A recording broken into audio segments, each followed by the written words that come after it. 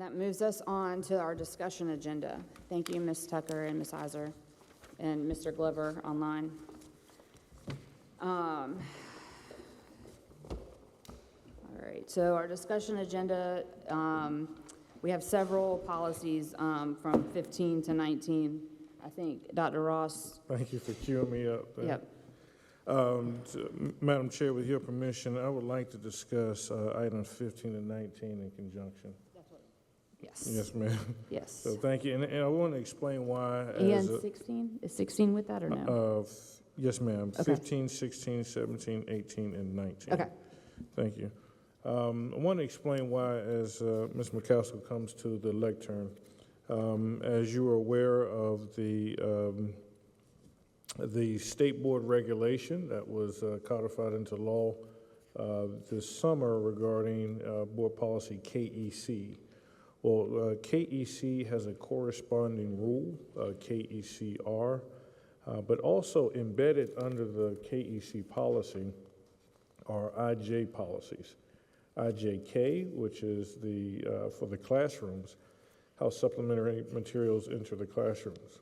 Also embedded into the KEC policy is IJL. IJL is how supplementary materials enter into the libraries. And so if you look at the IJL policy, it says the superintendent and his designee are responsible for all of the materials in the libraries. I've designated Ms. McCaskill as our designee, and as a result, so that we are not in our offices reading every library book that's in the libraries, we have proposed IJLR, and that's how materials are to enter the library. So because all of these are nestled under the KEC policy, we would like to have that discussion all at one time. So Ms. McCaskill. Thank you, Dr. Ross, Madam Chair, and Board. I've taken everything. I know we had quite a lengthy conversation the last board meeting, and then I went to principals on January 21st, August 21st, and we talked about these policies. And so I've taken all of that information and put it into the proposed policies, but what I've got on the slides are some highlights for you for that, so that we can talk a little bit more specifically about that. Some of the questions last time was what was reasonable within the KEC and KECR. And so the definition that we've come up with for reasonable here, and let me help you remember that reasonable here is where we're talking about if a parent requests a list of all of the materials that are in a child's classroom. And so that's where reasonable shows up in the policy. And so what we've come up with reasonable to mean is that there would be 20 school days to provide the requested documents, so that within 20 school days that the school could provide those documents. The good faith effort, that's where if a parent is going to challenge materials, supplementary materials, what does it mean? Because the law says that the parent has had a good faith effort, made a good faith effort. So what does that mean? So we've outlined that the parent has followed an established process, starting with the inquiry made directly to the teacher. If the solution cannot be resolved with the teacher, the parent should request a meeting with the AP or API. And the next steps would be to meet with the principal, then the district director of elementary or secondary, depending on what level you're at, and then finally with the chief of academics. So that's our typical process that we would go through for chain of command anyway. So that would be our good faith effort that we've got there. And for KECR, I'm going to do KEC and KECR, and then I'll stop for questions, and then I'll go into the JKL and JKLR. But the process for a request from the parent or legal guardian, so if they want to request a list of materials, they'll request that from the principal. Then the principal would go to the teacher, talk to the teacher about it, and then they would have 20 days to provide that material. There is one thing that I would like to point out in that policy in KECR on pages 2 and 3 of that proposed policy. There's a mistake that got It's my fault. I forgot to take it out. But there's something in there about in alignment with FOIA request on the top of page 2 for reasonable. That should be struck out. And then on page 3, it's the second section, in alignment with FOIA request. That just would be struck out on page 3 of the actual proposed policy. Then at the last board meeting, you requested some forms that you could possibly use as you were going through this. So you'll see that attached in your board packet. You'll see that there's a board criteria for complaints form there that you can use sort of as a checklist as you're going through to make sure that you're hitting all of the various pieces and parts of the law. And then there's a place for all the members to sign to say that you've done that. And then there's also a template there that you could use whenever you are responding to the complainant. You could fill in that template so that you have a very systematic method of responding in writing to the complainant for those two. So I'm going to stop there with KEC and KECR to see if there's any questions, because those two will somewhat set the stage for the others. All right, do we have any questions? Ms. Barnhart? Just kind of a wording question. So we're looking at page 5, evaluating committee, but we decided the committee is basically the whole board. So, okay, so hold on. You said Page 5 in five. KECR. Yeah. Mm-hmm. Yeah. We did decide the last time we discussed about this, or discussed it, that we're not going to have an actual committee, it'll be the entire board. Yeah, I think it says that on, like, right under evaluating committee, it says The the full full board, board right. will review all complainants. I think, is evaluating committee one of the things that the State Department said, you know, you have to define who your evaluating committee is. It can be a subsection of the board or the full board, so that the headline is just kind of following the procedures outlined by the State Department. That is correct. Is that correct? Okay. Does that make sense? Okay. Thanks That is for correct. Thank you. Any other questions regarding KEC or KECR? I think you did a great job taking the 5 million hours of conversation that we had at our last meeting and putting it together. It's a lot easier to look at it all together with what everybody's feedback was, and with the form of what is actually going to be submitted to you. So I appreciate that. I know that was a little chaotic with 7 people talking. I actually enjoyed it, Ms. Hines, to be quite honest. I told Dr. Ross it was good. It was a great conversation to hear everybody's opinions. So actually, I enjoyed that. So. I think from what I read, it encapsulates everything that we said. So I just want to kind of looking to make sure that everybody is reading it that way. Okay.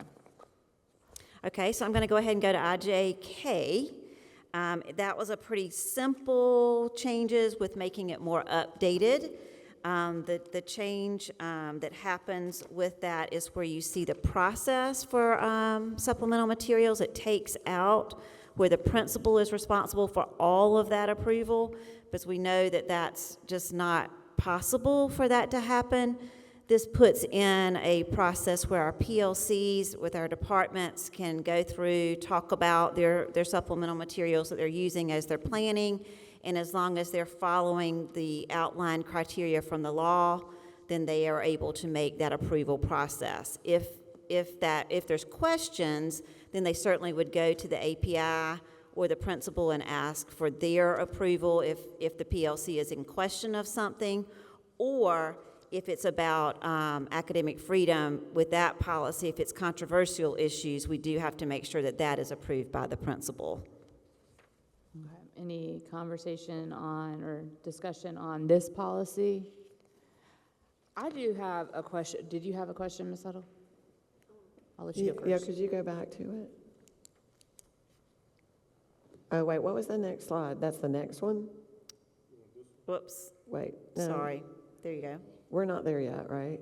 IJK, that's Okay, where we are now. I'm getting ahead of myself. So this is the PLC, where the PLC would approve the supplemental materials versus the principal. Yeah, so you're not gonna, we're on IJK. IJK? Yeah. Okay. Is that what you're? Yeah, that's, it's just, she went off the slide. I'm Okay, yeah. sorry. I got kinda I was confused. like, wait a minute, that is. Okay, I've thought a lot about this, and I've talked to a lot of teachers. I talked to my mom, who was a teacher. I talked to my sister-in-laws, who are teachers. And I thought about my kids who are dentists, and these are all professionals.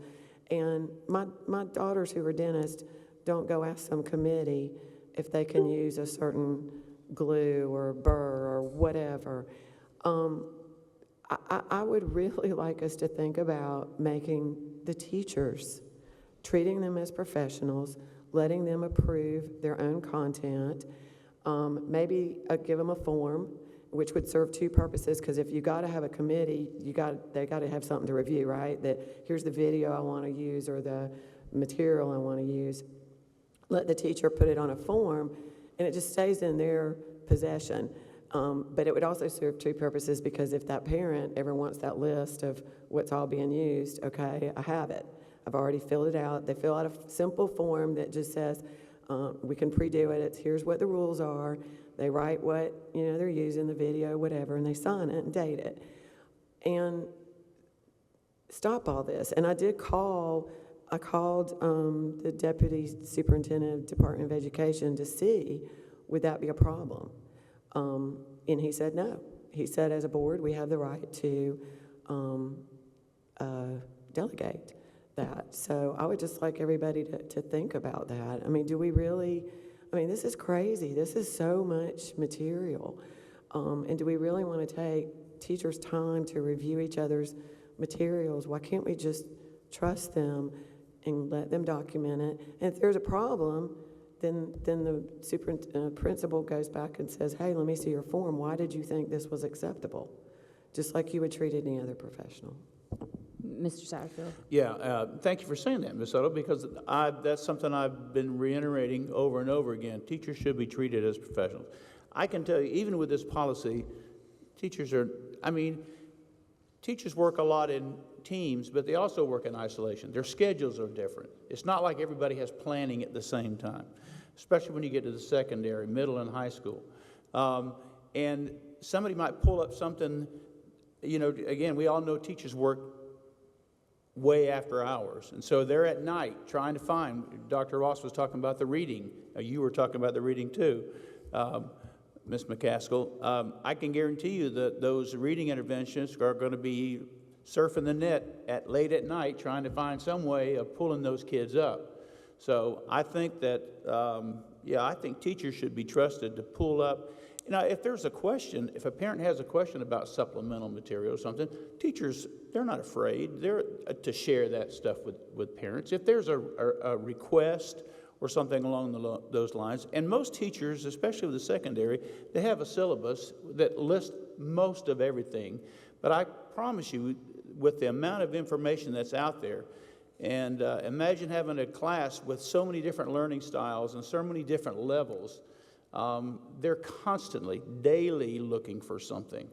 I agree with you. They should be treated as professionals. And I'm glad that you called the deputy at the State Department of Education. I think that's great too. That gives the board, and the board should have that authority to say to teachers, we trust you. What can we do to help you get the materials? We were talking earlier about, with the reading.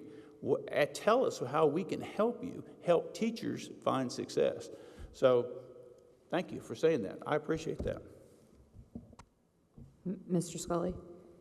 Yeah, I agree, and I'm glad to hear that you've come around to our position on teachers being professional and trusting them Okay, you're as going to let him professionals. say stuff like that? Come on. So my question that I would want us to look into, though, is, how do we, in that scenario, protect our teachers from you, for example, trying to fire them for Okay, using those stop. supplementary Ms. materials? Hines, All right. point And of I'll be order. happy to Stop. address. I'll attach your emails that show that to All the right, next listen, meeting listen, agenda. both of you, all of us, let's everybody take a breath. Everybody take a breath. Ms. Huddle, I heard it. I agree. I think everybody in this room has been a little inappropriate tonight. Tensions are on high. So let's take a breath. I heard you, Ms. Barnhart, do you have anything to say? Mr. Hogan, do you have anything to say for this? And then we can go forward. I have things to say. On what Ms. Huddle was, I think that is a good idea as well. And I mean, would this be on like a spreadsheet type of situation that you're Well, thinking? I would of just presenting? do like a form Yeah. that, a one-page form, it just spells out the rules and has a place for them to put, the name of the video or the book or whatever. And they sign it and date it and they stick it in their file. And the reason I like, I mean, to Mr. Satterfield's point, of all the materials that they have to gather as well, if it's in a form that it can be kept up with, sharing with other teachers and giving them materials, maybe year over year over year, so that it makes it a little easier for them to use the supplementary materials that maybe another teacher has used previously, and kind of help out as a group instead of having, like you said, staying up so late and always having to find different things. So, I mean, I think it's a good idea as well. Mr. Hogan, do you have anything? Mr. Hogan, do you have anything? No, I mean, agree with Ms. Huddle. It's, the teachers ultimately have the responsibility. They can, make the determination with the appropriate documentation. I guess for me, to clarify, I just want to make sure that the process of when a material's challenged, what does that look like, and how do we make sure we've got protection from all angles? What I would say is, I think I brought this concern up at our last meeting, and I've had conversations with teachers in our district since that last meeting about the PLCs and the department teams and what that looks like in practice and how burdensome that is and who is accountable ultimately. Because I know we had, I think her name was Miss Adams. I don't want to misspeak her name now. Miss Adams had mentioned during public participation about keeping our supplemental policy the same. And I actually don't disagree with that. But in our original policy, it does have an accountability line in there about the principal, and that policy's been in effect since 2013. So that wasn't anything new brought by this board or anybody in the last 11 years. So, and I know that in practice it may not have been followed the way that it was, and there's conversation about what the intent of that line was. So, and I really do feel like the policy on this team, I mean, and I've heard, I've talked, I mean, I have heard that it does make a lot of people feel like their professionalism is being questioned, and I totally understand that. I also know that we've gotten challenged on our supplemental policies about how something got into the classroom and how how is it that parents can know what is being taught, or what are potential materials that their kids can be exposed to. So we've had, that conversation has happened over the last few years, which is, I think, what has brought us to the point where we're looking more at that policy, especially in line with all of the recent legislation and so improvisos and things like that. So I get that. I do think if there's going to be like a form where if a teacher's going to be required to have a list, and I still question, one of the questions that I have gotten about how we implement this and what kind of burden it puts on a classroom teacher is how much time it would take to update a form, and in a way that in real time parents would be able to access that. So if we are going to shift the policy where we take this language out about using a PLC department team and put that burden on the teacher, which I'm assuming would still have the same requirements of what each individual material is, I would like to see how, like, if there's an administrative rule that kind of accompanies that with how it's implemented and what the expectations and requirements would be on the classroom teacher to ensure that it is accurately updated. And Can I what? say something? Yes. Can I give some? Absolutely. Can I just talk from maybe a teacher lens for a few minutes? If you're going to ask me to fill out a form for every piece of supplemental material that I'm going to do, using the PLC doesn't say that you're keeping a list of all of that. That's part of your planning and your teams agreeing to, and you're not keeping that. Now, we've already had 2 requests for this, so I will tell you that we've had 2 parents who have requested lists. What we give to them are a list of the things that we've done the scanning. Like I told you, we have that for the classroom library. We give that to them. We give them the district curriculum that we use, list of programs, supplemental programs that are used, and if they want like lesson plans from teachers that list their materials, then they can have that. We do not list that we used Tina McCaskill's article and give every title of every article. That's honestly, when you talk about reasonable, that's unreasonable. That's not possible to do. And I'm not trying to be disrespectful, so please don't think this, but I don't think treating teachers professionally is to ask them to fill out like individual like pieces of paper about everything. I think that's actually putting more of a burden on them than if they were sitting in a team just discussing and the team says, yes, that's great. I see that happening in 2 or 3 minutes.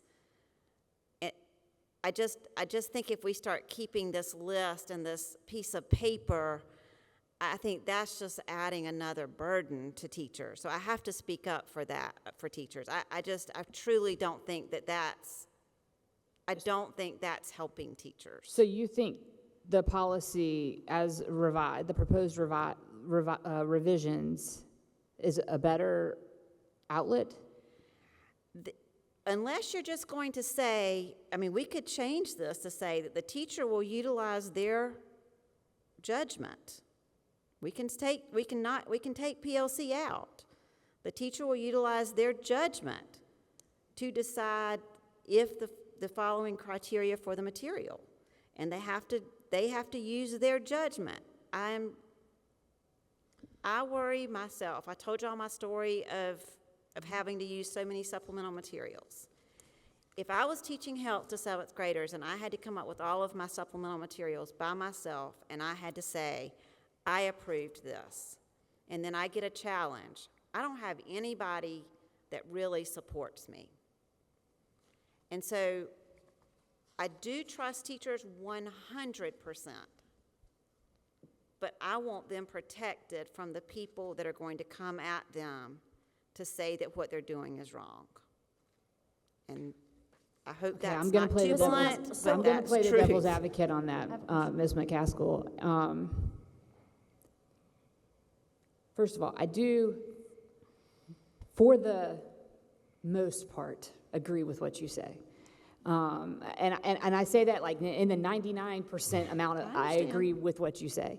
But there is a reason why we are talking about this, why this policy has come up. This is not the first time in the last few years we've looked at this policy, that districts around the state have looked at this policy, that the State House was looking at this policy. And that's where, and honestly, like, I don't know what the right answer is. I'm trying to talk it out and work through how I think it should be, because I do agree. I totally understand that teachers are professionals, and I trust my kids to go into their classrooms, and, I want my kids to, I want there to be a mutual respect there, right? So I totally get that. But it doesn't address when there is an issue and what that looks like. Because that 1% of the time, there's a major issue. And this is about whether, what do you do then? Because right now, if we take all of this out and we just say that teachers can create their own supplemental materials list, and there's not a form, which I agree also seems overly burdensome and tedious and all of that. I get that. But what is it? Like, what's the answer when something bad happens? Hold on, Dr. Ross and then Mr. Satterfield. He asked first, Dr. Ross. Thank you, Madam Chair. I was just wondering, because our default was teachers approve. Would we be in compliance with the regs if we went to teacher's judgment? And I'm just looking at our responsibility under the state reg that was adopted into law. We were trying to find the best way to be in compliance with this, because our default was teachers approve their materials without a form. But would we be in, even with the form, would we be in compliance with 43-170? Loosely, Dr. Ross, we I could called- be, because loosely, it says that there has to be a process to comply. So as long as there's a process, we Right, would comply. right. All right, my Mr. turn. Satterfield, go My ahead. turn, Ms. Huddle. I think probably, first of all, I want you to think back 30 years ago. Yeah, some of you all weren't even born. Ms. Barnhart was probably not even born at the time, but teachers, they were never questioned about supplemental materials. And you don't make I'm nervous or anxious about making a policy for 1%. I mean, that's like making a law for anybody or a rule for 1%. If you got 99% of the folks that are doing the right thing, when the 1% messes up, then let the principal address it. But I don't know that you need to put a policy. That's what I made a mistake one time when I was principal. I sent out an email to everybody because of 2 teachers that were not doing the right thing, and I wanted to make sure everybody, boy, did I catch some flack. What do you mean? Why, 98% of us are doing the right thing. Why would you? Well, I learned my lesson that day. I think that just putting something in there that supplemental materials used will be appropriate, and that it will reflect the standards or the district standards or the curriculum that the teacher is trying to address that day, instead of trying to throw the teacher in there to try to figure out some way of, again, holding the teacher accountable, because that sends the message to the teacher that there's something wrong and that somebody's looking for you or for some reason to get you for something that you're not doing right. So I'm reluctant to consider throwing that sort of policy in for an isolated incident. To me, it just doesn't make any sense. And again, teachers, I want you to imagine an AP research class where students go out and they pick their own things to research. They're out on their own. They're they're pulling their own sources. They're doing all. Teachers don't do that.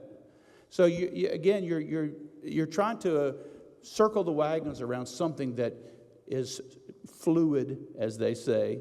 And I think we got to get back to the point of whatever policy we come up with or we decide to come up with, it should be centered on the teacher's professionalism.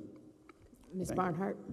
Honestly, Mr. Satterfield, I think you should recuse yourself from this conversation. But speaking of the 99% versus the 1%, it is because of that 1% that we are having to have these conversations. 30 years ago, we weren't having the examples that we're seeing being taught in some classrooms. Like you said, just 1% of the 99%, but that 1% is getting crazier and crazier every year. And so I do think that we have to address these things. And I'm back to the IJK.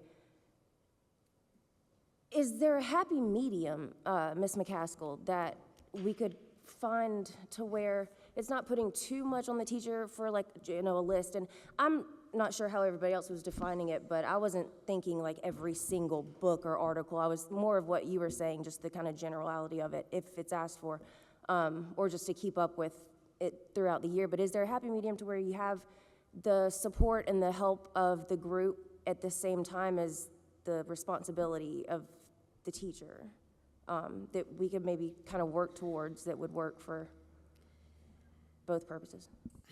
I don't know that there's a happy medium between the two, to be quite honest. I can tell you a lot of thought went into trying to use their team just to give them the support wrapped around them. it's not to take away from an individual teacher in any form or fashion. It really was to give the teacher the support around them so that they aren't standing alone in their decision. That truly was what this was about. Not because, in my opinion, where they're documenting their supplemental materials is on their lesson plans. When they say they're using that particular material, that's where they're documenting it.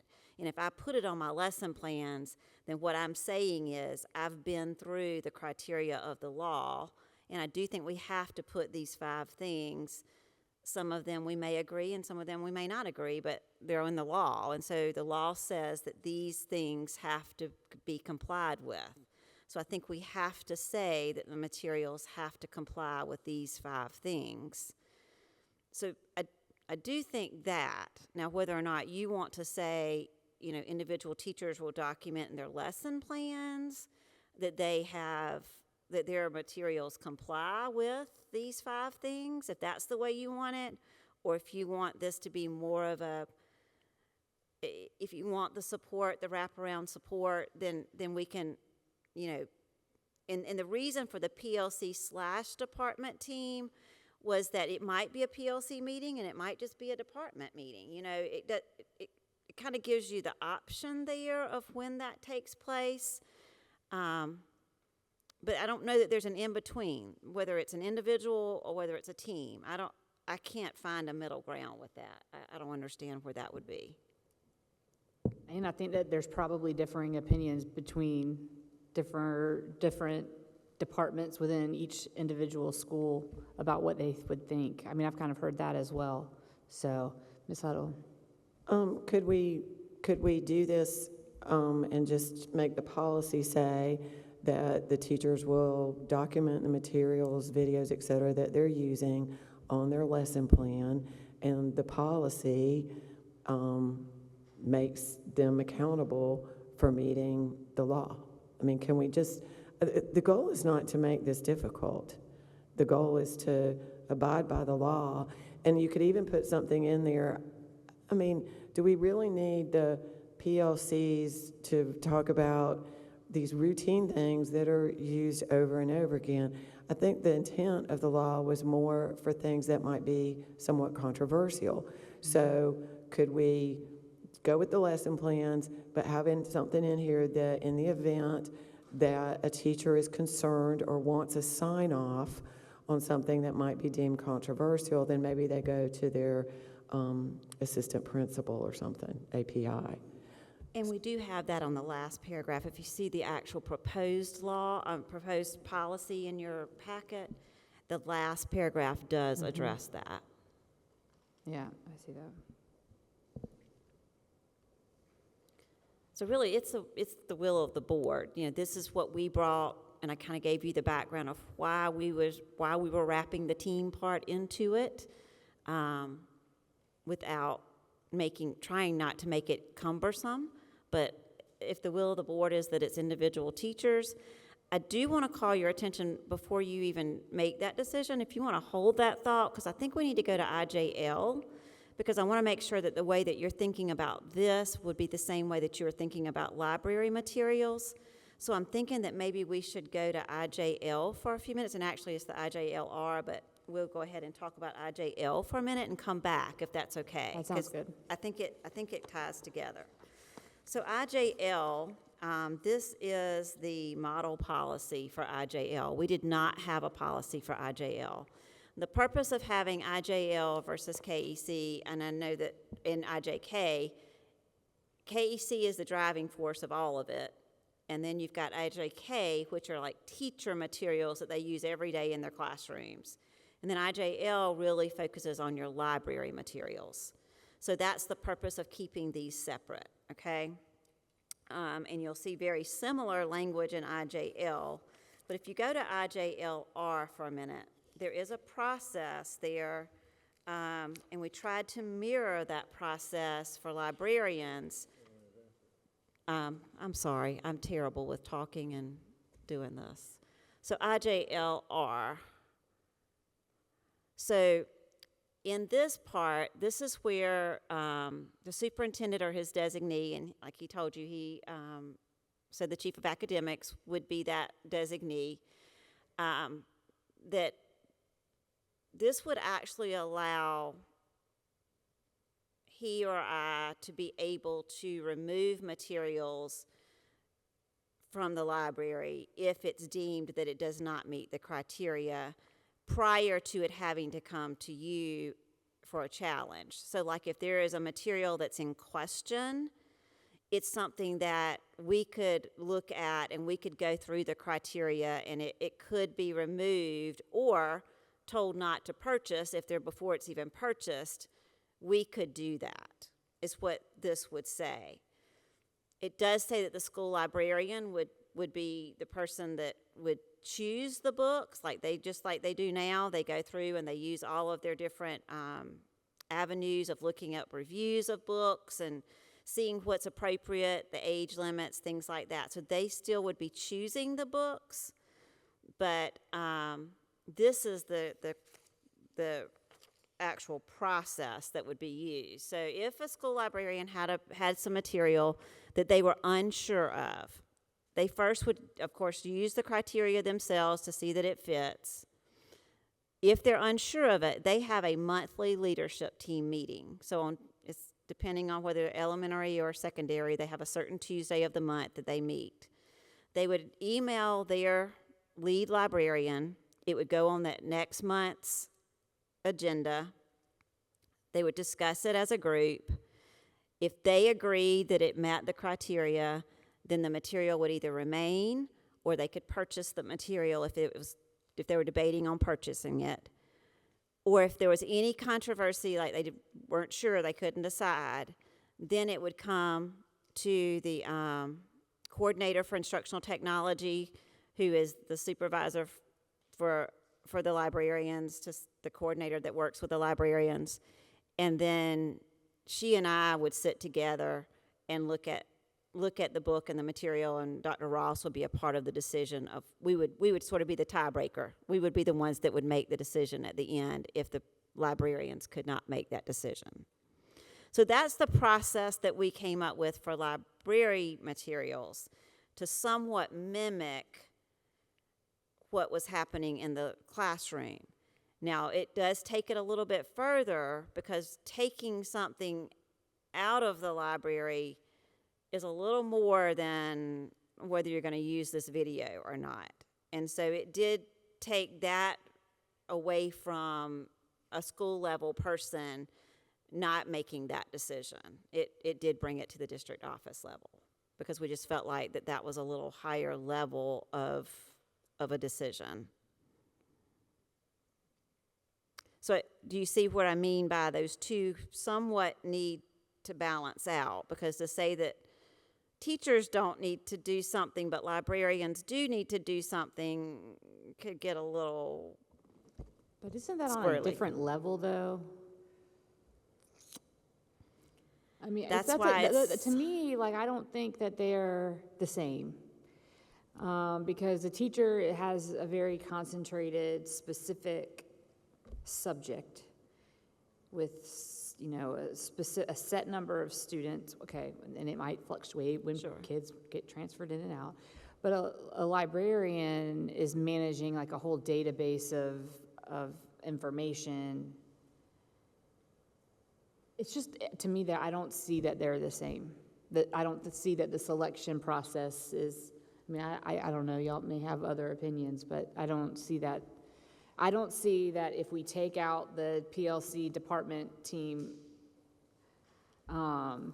selection process for IJK being the same as we should take out the team that you have assembled in IJLR. Ms. Huddle. I agree. I think it's different because, first of all, the sheer volume of what you're dealing with. Also, teachers are guiding. They're there literally with the students, whereas books, are on a shelf and anybody can theoretically get the book. So I think it's just I don't think they have to match. I think the circumstances are different. Yeah, I don't think that any. Mr. Satterfield, Mr. Scully, Ms. Barnhart, Dr. Ross. Dr. Ross went first. And I'm sorry, and this is why we wanted to bring it to you, and we separated it. Initially in KC, these things were merged. So we are pulling these apart in two different ones, and so we just bring that forth. This was the feedback we were looking for. Thank you. Any other thoughts on IJK or IJL or the Rs? I think you're off the hook for the evening. So then, so for IJK, I just want to ask, would you like for me to make that change? I think it would probably be good for the board to see what that change looks like, and to, I don't know what everyone else thinks. I mean, do we need like some maybe feedback from other groups on if there's like do we have a list, what it would look like, or do we not have a list? I don't know if there's like consensus on that. I honestly don't know that I know what the right answer is. I would definitely appreciate feedback from whoever you can get it from to help us on that. One of the things we'll do, we'll start out with our parent advisory tomorrow and just bring some feedback. We can bring this back for discussion with the board officer's approval, just so that we can, before we take to a first reading. And are we going to say that for, just for policy IJK? And are we okay with policy IJL as it is right now? I mean, do we have like feedback on anything to change? What do you think? I mean, it's got 2 readings. Yeah, I know, that's what I'm saying. So I'm just saying for purposes of like, as we set our agenda, do we put IJK back on the discussion agenda and then we put IJL on first reading? I mean, is there anybody like greatly opposed? I know we're not taking a vote. I'm just watching if there's feedback that we might want to give later. Okay. Did that make sense? Okay, I know so it's getting late. I'm going to say it back to you. Yes. Everything's going to go KEC, KECR, IJL, and IJLR are going to go, I'm going to propose that goes to first reading. And then I'm going to propose that IJK come back for discussion before we go to first reading. Anybody greatly opposed to that? Ms. Huddle? I mean, I think it just drags this out. I mean, could you just take the feedback you got, and if it's more than one version, that's fine, but could we go to first reading with at least one version? I'm okay with that. I mean, we changed to first reading today when we were talking about the parent organization policy. I mean, it's not a delay in getting any of these things changed into the policy. It's just more so making sure we have the time to make the right decisions. With 2 readings, I have no problem. And I think it would be helpful if we also, so I know you said the parent advisory, but I also think that it's very important that we get some teacher and principal feedback on that policy as it's being, presented to us, because we're relying on some of that feedback as well as we, evolve and adapt how we're having this conversation. We can do that. Okay, I think that's great. All right, thank you very much. So That brings us do you have to vote to take it to first reading? No, No? there's no vote right now. No, Sorry no, about this that. is just I'm discussion. waiting on that. Yeah, we're not voting on that. Yeah, we're just, next time, we have to vote to approve it as a first reading, but this time, we're just having the conversation. And that brings us to our policy. Thank you, Ms. McCaskill. Thank you, Mr. Castle. The discussion of Proviso 1.103, the anti-school,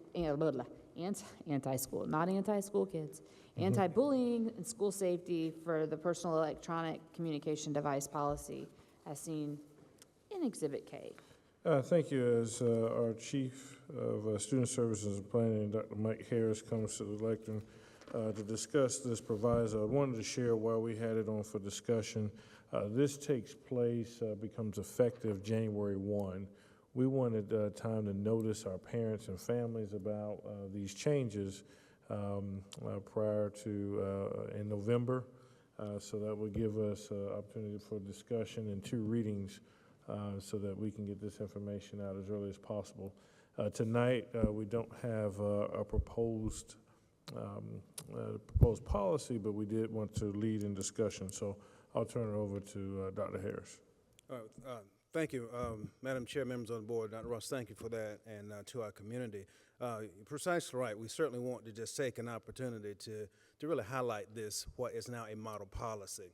And I think you have before you a formatted version of that. So as we go forward with this, we'll make sure that we include that within the suggested changes. But for tonight's purposes, again, we want to simply highlight this particular policy so that you, board, and our members of the community can be duly aware of what it says and suggests to us.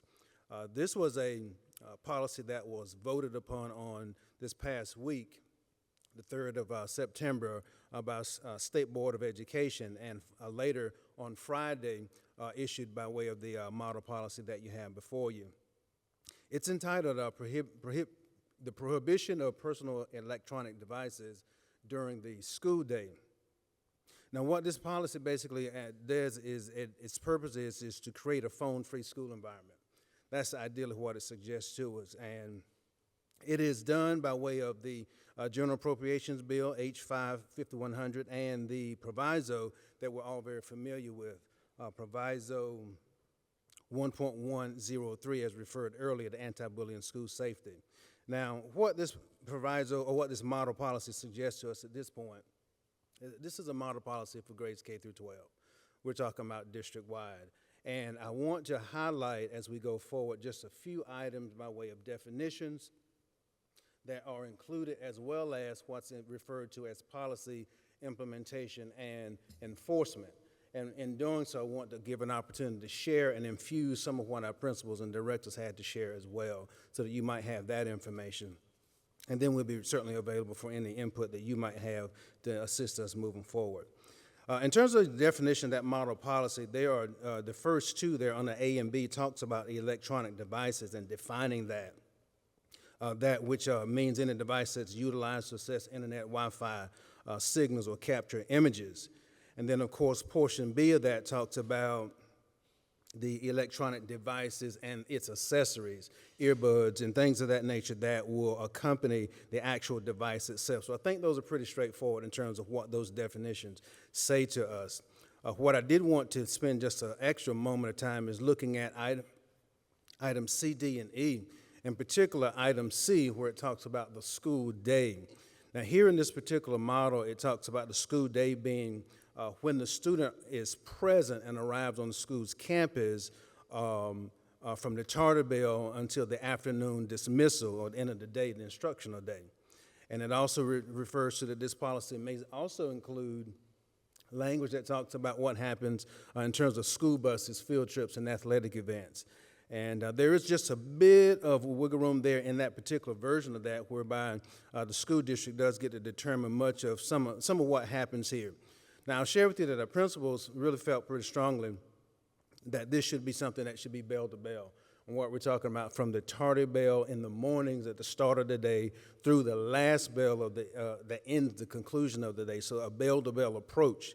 However, we're not in favor of overwhelmingly monitoring this or enforcing this while on school buses, field trips, and during athletic events. And I'm sure Mr. Wiseman, a former director of transportation, would certainly support this portion of it.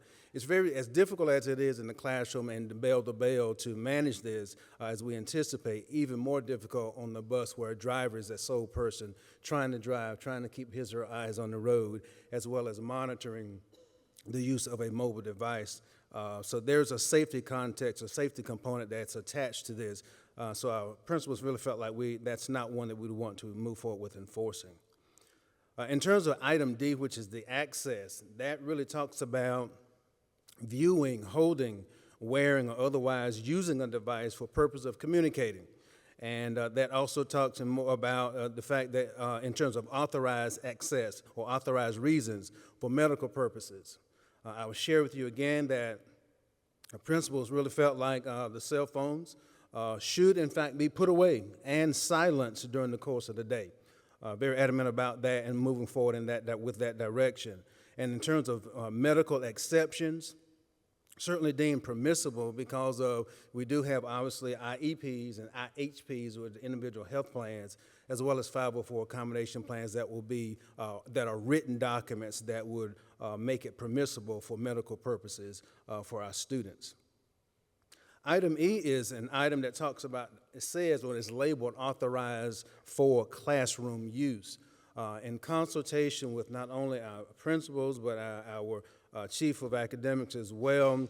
We had some conversation about this. We really felt like this is one item that really could be omitted as we move forward.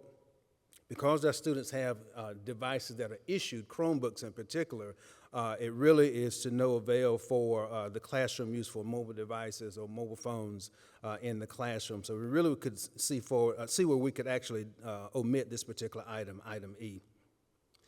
The second half of this is about the policy implementation and enforcement. And there are 4 items there, A, B, C, and D. The first is really in reference to either students may not prohibiting, yeah, that's what I want to say. They're prohibiting access to these personal electronic devices in the classroom. So we want to prohibit that. And it talks about also about storing it and or whether or not the district would want to actually forbid it altogether. These are a quick version of what that item A says. Again, kind of going back to what we talked about earlier, during the school day, this whole bell-to-bell concept is what is preferred by many of our principals, and that students would be prohibited from using these, any of the devices as well as their accessories. Again, this is a situation where we would put them away and they would be silenced throughout the course of the day. Now, in terms of the storage that talks about is spoken here, you know, that's an item that really we felt like would be optional. If our students put them away and they are silenced, that really serves the purpose and meets the demand or meets the criteria of this particular. There are, the more, if we did provide, if we do go with our storage items, and that is something that the district has considered in terms of purchasing storage units for all of our students, that would just be perhaps an additional layer of supervision that perhaps our teachers and our administrators would have to assume. So it would really be optional as the thought process behind that. In terms of the item B, which talks about, we talked again about the medical provisions. That's what item B references. Item C references the volunteer firefighter. I don't know that we have those at this particular time. Typically, they would have to make that known in writing. We've not received that to date. However, that could remain for any reason that there would be some futuristically. And item D is in reference to just the consequences. And it talks about here in this item D a series of progressive consequences, which we're certainly in favor of.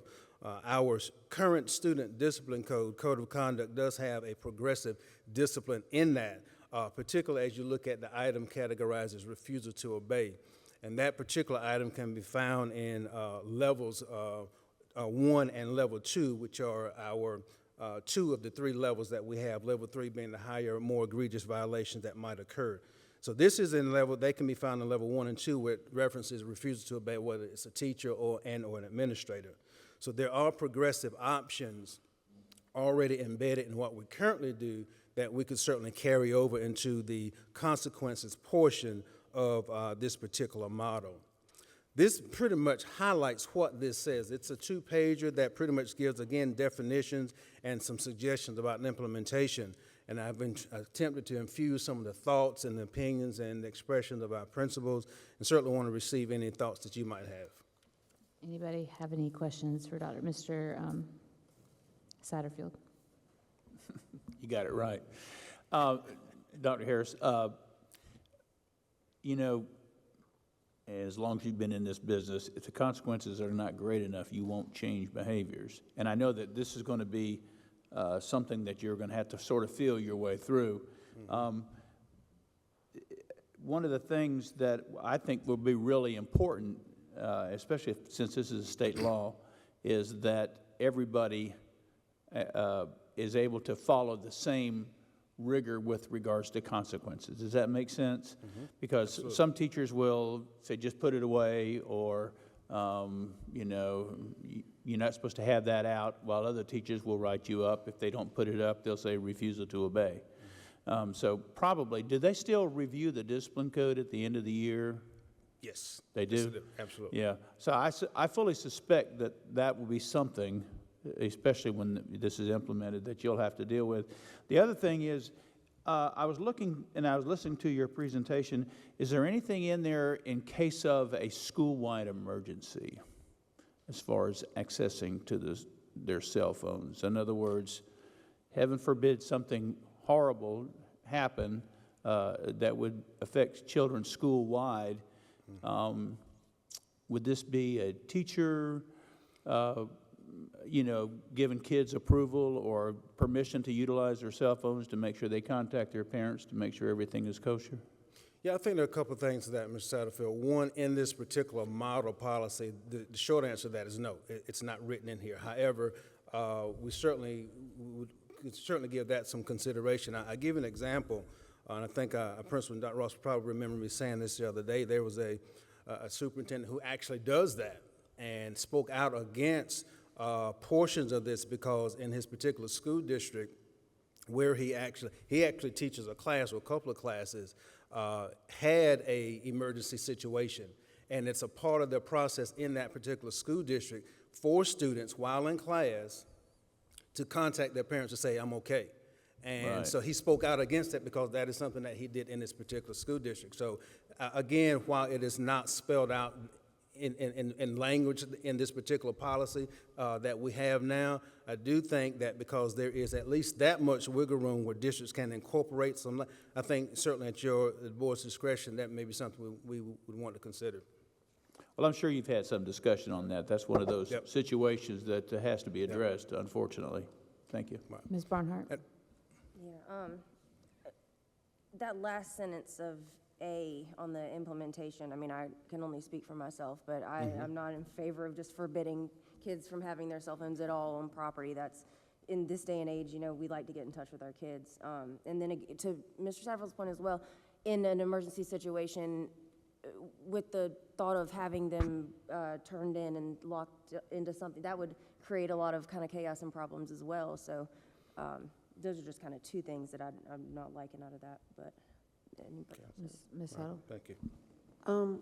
One concern I have is that the definition of the state's policy, specifically it says access is defined as viewing, holding, wearing, or otherwise using a device for the purpose of communication, internet access, gaming, recording, or any other function commonly associated with devices.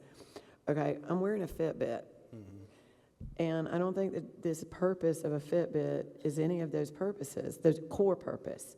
The core purpose, I use it for at least, is sleep tracking, how many steps. That's my big thing, is, Right. But I'll just put this out there. I think we ought to consider a requirement that the phones be off. And the reason for it is, even when my phone is silenced, I still can read my text messages, and I still get buzzed when I get called. And I can actually answer the call from my Fitbit.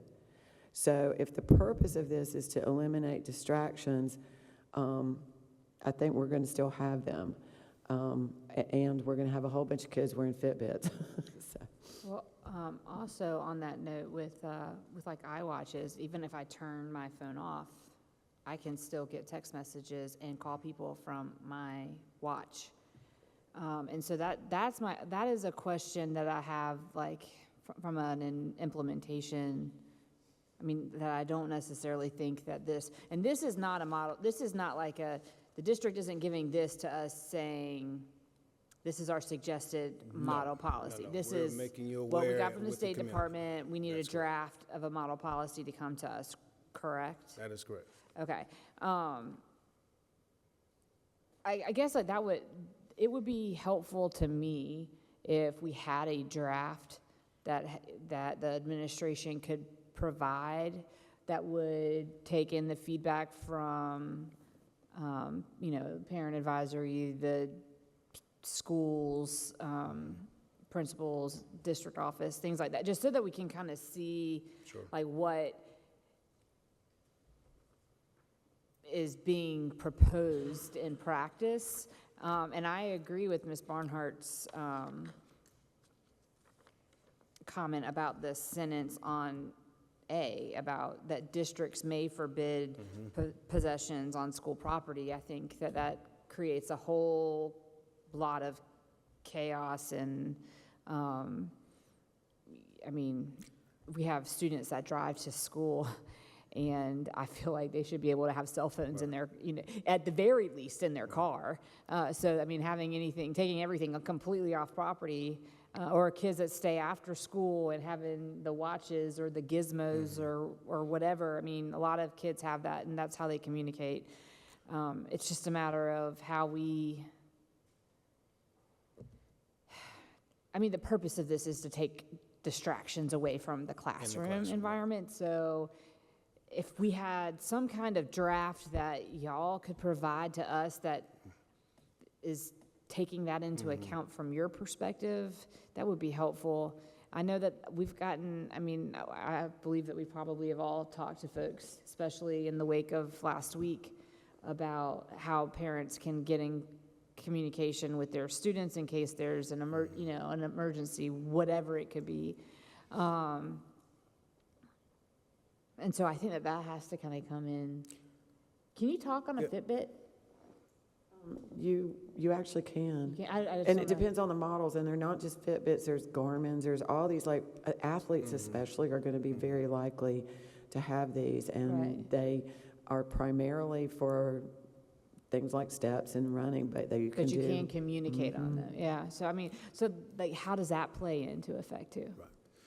And I share with you too, just on the note that I heard both Ms. Barnhart and you share, we're on the same page already when we talk about the prohibition versus forbidding. It is, we don't think that forbidding is the way to go here. Certainly prohibiting it during the classroom to lessen and decrease, eliminate distractions, absolutely. But forbidding it is another animal all in and of itself. So I think we're already on the same page. Yeah. Hold on, I'm gonna go to Mr. Hogan and then to Mr. Satterfield. I'm trying to go in order, Mr. Satterfield. And I guess we're, and I understand we're waiting on a model policy and how that language is going to be crafted. I guess just food for thought for my interpretation. I mean, technology is always evolving. This wasn't a conversation we were having 20 years ago. It wasn't a conversation we were having 10 years ago. And, fact of the matter is these cell phones are, it's not just a communication device. It's an Xbox. It's endless connection to the internet, your wildest imaginations. Going beyond the cell phones within communication devices, like me personally, my kids have watches. We don't give them phones because we're not ready for them to be adults yet, but their method of communication is with a watch. They do wear it to school, but at the same time, my wife and I have it locked down to where it's 7:15, nobody can communicate with it, and it doesn't cut on until 3:30. And it's great because they have the ability to tell time. If we need to, we could absolutely get in touch with them, but at the same time, it's not. So my perspective on this, with as much leniency as the state will allow us to have on the implementation of keeping them off, more so than keeping them completely out. Mr. Satterfield?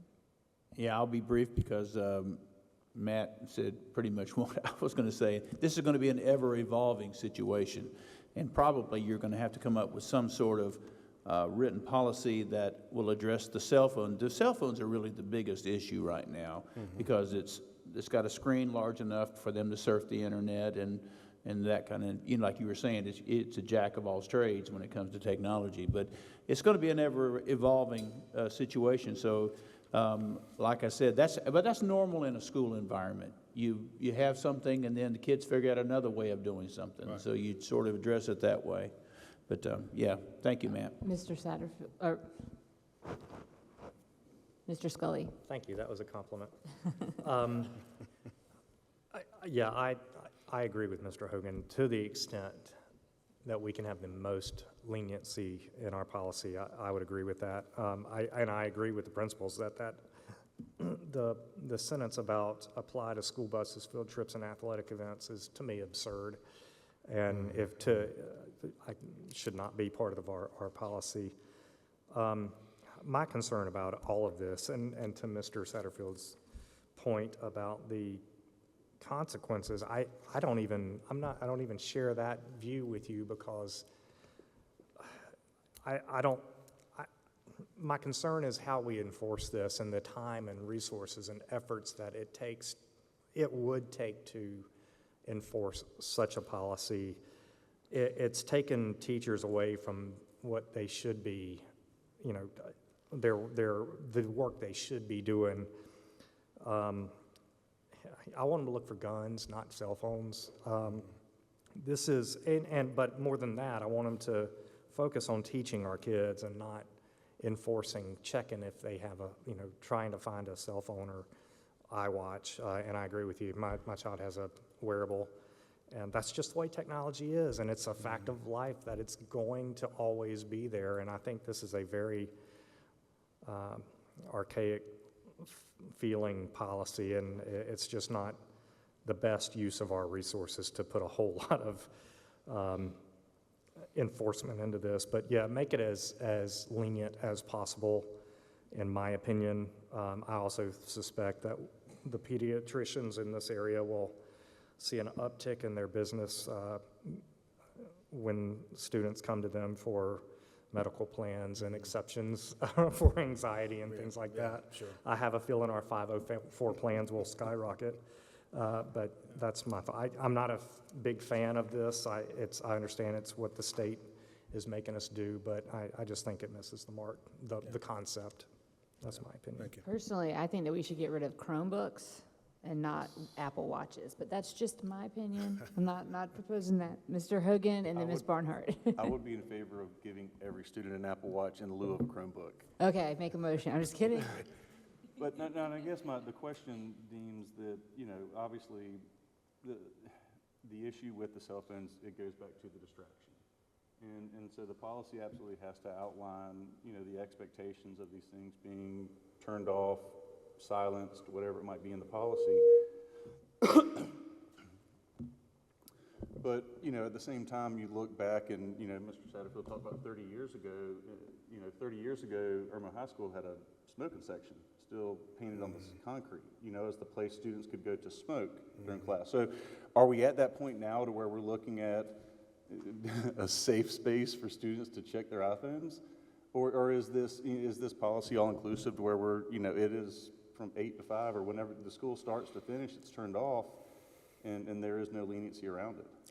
Yeah, currently we have, we're talking about safe space to kind of check phones or emails or whatever it is. Currently we have in our policy a area, something called free zones, which allows basically that. And, but this current model does not advise or suggest that. It is pretty clear here, as I interpret it, that this is in this particular case from bell to bell, so that we can avoid any disruption in the classroom. Got it. So while we had that and we thought it worked well, it would be our desire to continue with that. This particular write-up does not allow for that. Okay. Ms. Barnhart? You both kind of picked up on what I was going towards.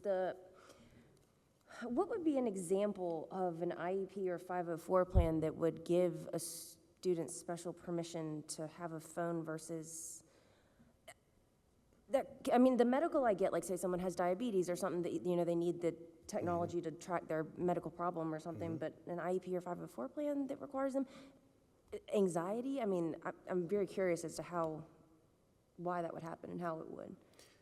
Yeah, I I mean, think that you're might be talking one. glucose checks, you're talking hearing aids, there's just a Yeah. number of different scenarios where students are currently have an IHP, a health plan, or an IEP 504 for that, where they get to monitor and kind of self-regulate themselves. So they're just in a number of different scenarios that will But- speak to that already.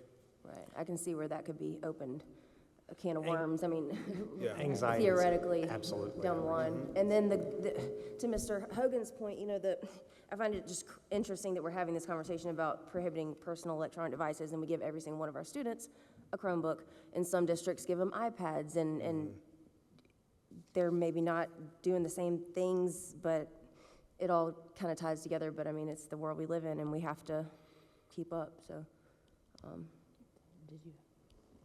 I was just saying to that very point, as soon as this was passed, we got an email from a parent whose child was anxiety, and their plan had the cell phone in it. And that was like the first day it passed, asking, would this take away? And one of the things we shared when this came out was that we weren't going to touch IAPs, IEPs, and IHPs. Right, that's right. So I don't know how many, but I do think when we talk about anxiety, a lot of these are written in plans. And so We've talked with special services about that, but it takes at least an annual review of those IEPs and IHPs and IEPs to remove those. So, but yes, those exist. This might be an evolving policy even after it's passed, as we Very find out, you know, how to make it work in practice. I think everybody, but we're not the only district. I think everyone in the state's looking at it too, so. Do we have anything else? Anything else? I got a motion I can make. I got it, go for it. All right. I'd like to make a motion that we adjourn this meeting. Is there a A second? second. I heard Ms. Barnhart. Any discussion? All in favor? Motion carries 6-0. We are adjourned.